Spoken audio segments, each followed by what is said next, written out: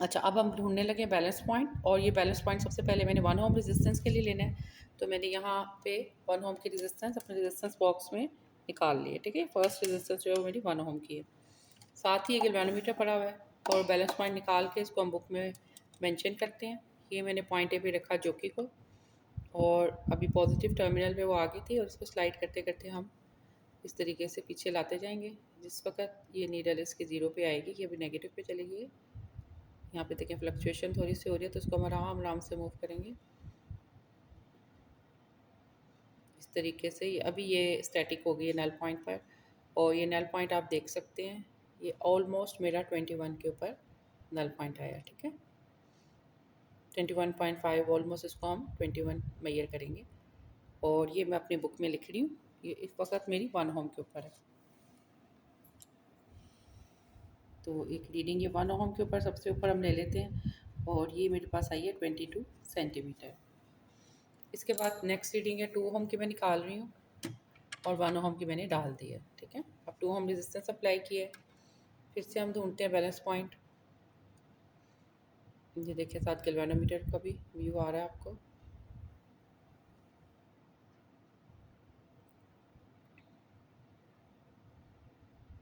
ये 2 ओम के ऊपर मेरी आ रही है 19, ठीक है। 1 ओम की हो सकता है रेजिस्टेंस का कोई इशू हो, बहरहाल 2 ओम के ऊपर मेरी ऑलमोस्ट 19 पे आ गई है। 1 ओम की हम एंड में दोबारा ले लेंगे, उसमें कोई इशू ना हो गया और लेते हुए। ये 2 ओम पे मैंने लिख लिया 19। अब लेते हैं 3 ओम पर, तो 2 + 1 3 कर लिया।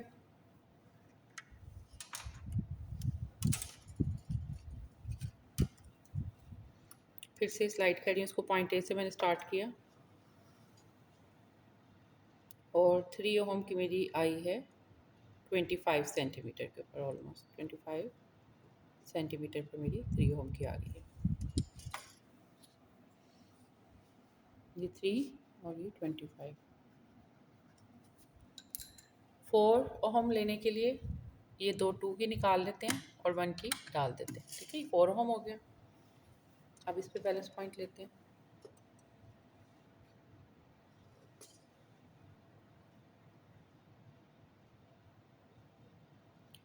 ये 4 ओम पे जो वैल्यू आ रही है, ये आप देख रहे हैं, ये ऑलमोस्ट मेरी 27 पे आई है, ठीक है। ये देखें 27 पर, और सामने ये देखें नल पॉइंट।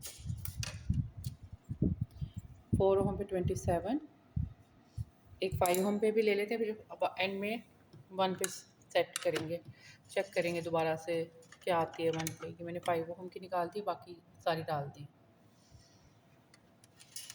हाँ जी, 5 ओम पे अब देखते हैं बैलेंस पॉइंट।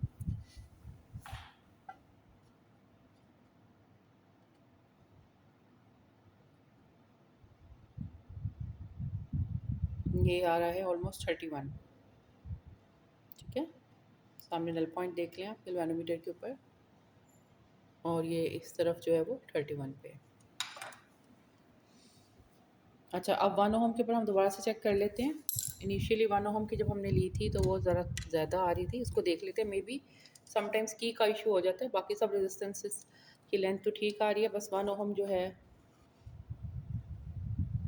समटाइम्स की का इशू भी हो सकता है। ये देखें, ये अब मैंने 1 ओम की दोबारा ली है, तो अब ये 18 के ऊपर आई है, ठीक है।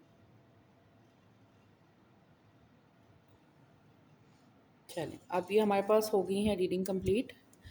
अब मैं इसका टेबल की कैलकुलेशन करती हूँ। लेंथ हमारी आगे 100 सेंटीमीटर है, ठीक है। डायमीटर भी निकाल लिया मैंने।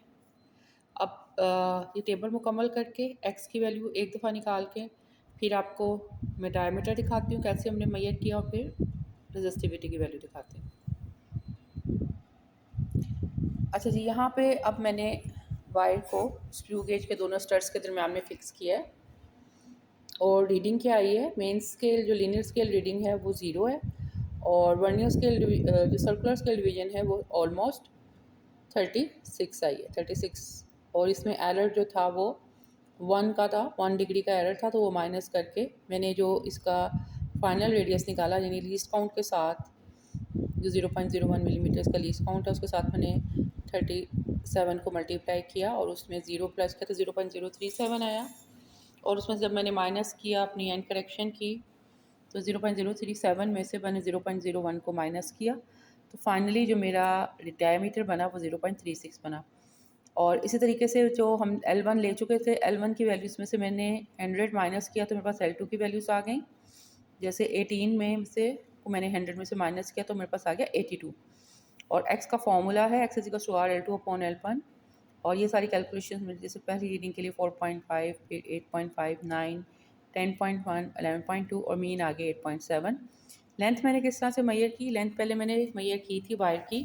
ये 100 सेंटीमीटर की वायर है, इसको मीटर रोड के ऊपर रख के हमने मैयर किया है।